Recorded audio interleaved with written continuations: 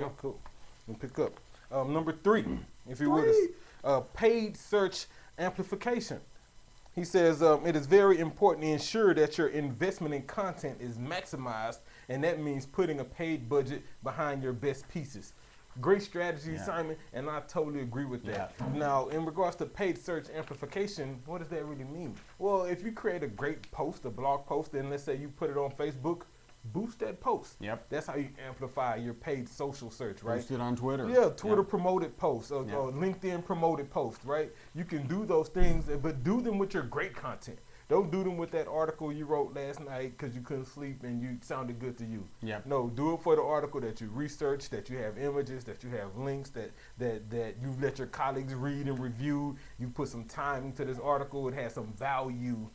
Do it for that post. And so that way you can begin to get it dug and read, and people can share it and tweet it and like it. And you promote it by putting a paid social budget behind it. That's a great way to get more viewers. And what pro tip is, when you do that, statistics show that anytime you do a promoted tweet or promoted Facebook post or you boost it, not only do the shares and likes go up, it tends to build more links. It just happens because more people see it, and so more people engage with it. Even Twitter Promote, as you're setting up an ad to be promoted on Twitter, recommends, hey, you should promote a tweet that's already got some traction. Exactly. So do that. Number 4, digital PR. What is digital PR? He says digital PR focuses on relationship building with editorial teams that work across major sites and publishing brands. At the end of the day, when you put this content out, you're looking to get it picked up. If you can get a link from, I don't know, CNN or some major site, some major editorial publication, great. If you can get a reference to your authorship, great. Or if you can get some popular blogger or whatnot to tweet it and share it and even add their own comments or 2 cents to it, great. And so you really want to focus on that digital PR. Again, this is for good content. This is for a good post. Don't do this for that guest post you paid $2 for somebody to write. It's just not going to work. Digital PR. Number 5, share business data with your readers. I like this one. He says, if you had the ability to survey customers and do so, then work hard on a campaign around sharing and visualizing that data. It's nothing like original data, nothing like original stats. And so the best way to do this, case studies and things like that. If you have some clients or whatnot, review everything from the sales process to how they closed to what happened to the experiences they had. Document that information. Apply the right graphs and charts to help visualize what that data really is. People will eat it up. They will eat it up because it's great content. It's actually content that they can use to help influence their decision. More importantly, if they appreciate the content and it does influence their decision, they'll share it. They'll tweet it. They'll recommend people to read it. They'll post comments on your blog and tell you how awesome you are and thank you for writing this, and I'm so glad I read it and I'm sharing this with everybody. Great content does that, and it does it really well when you use your own business information. Real data. Absolutely. Real data. Exactly. Number 6. He says rotate between evergreen and trending content. So when we talked about evergreen content a couple podcasts ago, and that's really content that's always evergreen. It's kind of always relevant, changing, like always being 10 tips or the best practices or how-to articles. Those things are evergreen content.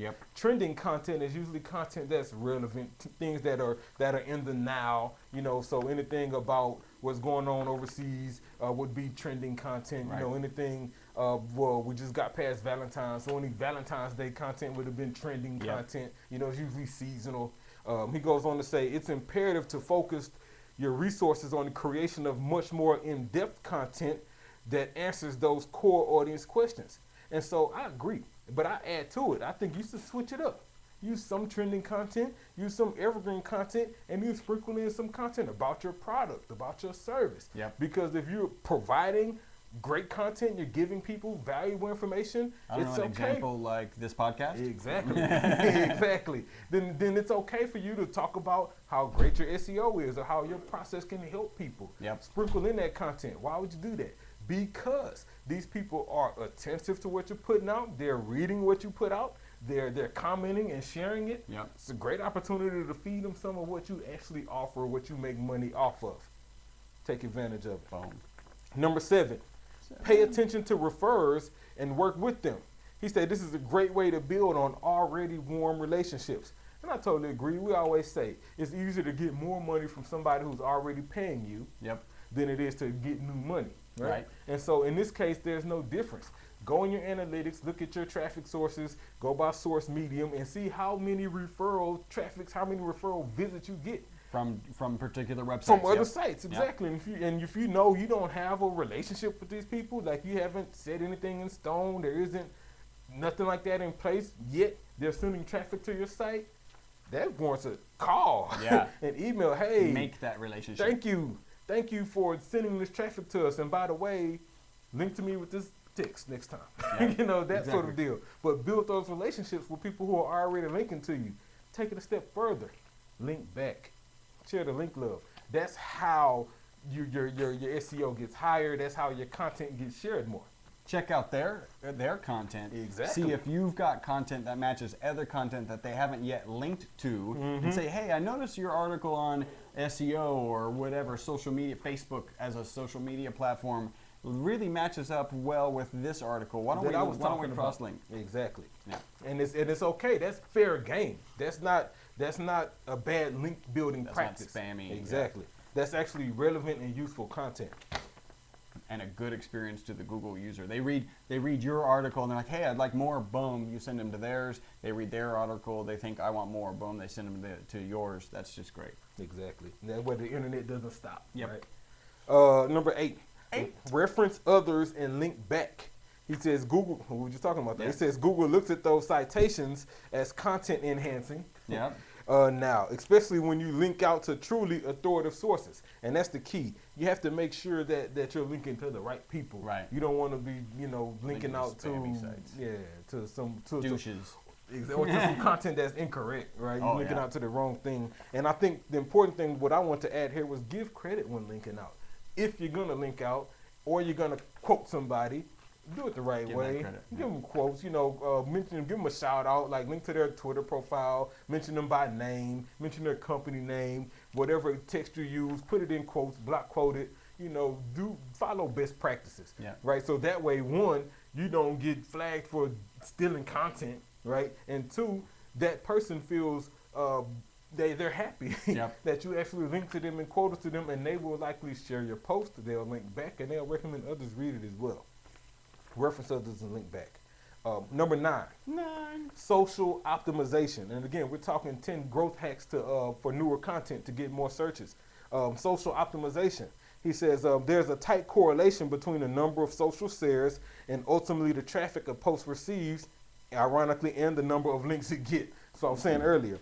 And the key here is just making sure your content is easily shareable. Yep. So if you have a blog post or a blog site or a blog area on your site and you're posting content pretty frequently and you're putting resources into this content, time for research and buying images or taking custom images and proofreading and doing all the things necessary to put out good content, then make sure it's easily shareable. Yep. You want to give people tweet this options, dig this options, share this on Facebook options, like this options at the bottom of each post. Make it easy for people to share these things. And so that way people can share these things. Don't just make it easy, right? It's got, at a minimum, it's got to be easy. Also encourage them. Yeah, that last paragraph of your article is like, hey, if you like this, share it. Please share at the this. links below. Starting in this order. I'd prefer Facebook and then Twitter, whatever. But I encourage people to share it if they enjoyed the content. Absolutely. Share this on your favorite platform. Leave us a comment. Do those type of things because people tend to follow instructions. Yes. How do they know you really want that unless you tell them? Exactly. Last but not least, number 10, he says use microdata and rich snippets. And we talked about that last time. Yeah, that's just what it is these days. You have to. He says exactly. This is dependent upon what kind of business you have and what type of content you're creating. And he's right. Every rich snippets won't work for everybody. Right. But if you have popular people, or maybe you'd have an events, or you have a location, I guess that is kind of everything. Use rich snippets. Mark it up. Use your schema data. mark it up right, use video and images like that, rich media as well, so that way people will share it. That way you have a higher likelihood of ranking in search. And being found. Because you have to realize, not only when you just have verbiage, then you kind of limit how you can be found. You can only be found with text searches. But if you have video, if you have images, if you have PDFs, and they're optimized, all this other great content. Now, when people do an image search or a video search, then you still have an opportunity to be found because you have that type of content. Boom. Punch in the face, man, to Simon Pinson. 10 growth hacks to drive new search traffic from your content. We'll post this on our site. I'll tweet the link out a little bit later. And that's what's up. Excellent. Punch in the face. That is what's up. All right, so we got a little bit of what, right? Yeah, we got some what news. What? Yeah.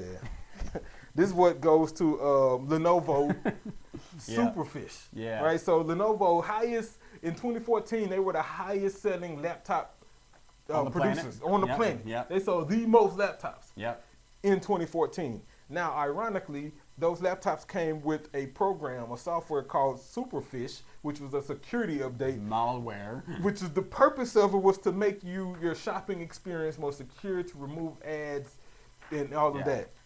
Ironically, it did the opposite. Made your browser more vulnerable, opened up all of the things you tried to keep safe and secure on your browser, like, I don't know, your banking passwords and your username and email passwords. The important stuff, exactly. Well, it made it accessible to anybody who could control the hack. And so they had to, matter of fact, the U.S. Department of Homeland Security came down on them, and so Microsoft had to get involved. They're rolling out new features that you were talking about. In Defender. So now imagine, like, one of the selling points of the Lenovo laptop is the fact that it has Microsoft Windows on it, and Microsoft Windows is updating their security software called Defender so that it can remove the malware that comes when you get your Lenovo. I mean, it's pretty what? Yeah, what? Lenovo? What? Really? Yeah, pretty crazy. Like, really? Don't do that again. Really? You know, there's a software we used to use when we were installing computers regularly. It was called Decrapifier. Yeah, to get all of that crap off of there. And it would have, that was one of the ones that it would have removed. All right, well, if you're looking to grow your business with the largest, simplest marketing tool on the planet, the internet. That's the internet. Call eWebStyle for increased revenue in your business. Our phone number is 713-592-6724. Just to be clear, we do websites, we do internet marketing, social media, internet marketing, email marketing, just the whole nine. Remarketing, retargeting. You want your competitors to see your ads everywhere after they visit your website? Give us a call. We have filmed this live at 5999 West 34th Street, Suite 106. We do have a referral program, which I thought I mentioned earlier, but apparently comes at the last part. If you have a referral, so happens when you do the podcast at the end of the day. Yeah, send that referral to us. They pay their bill, we'll pay you. And Keith and Paulette are already going to take advantage of that.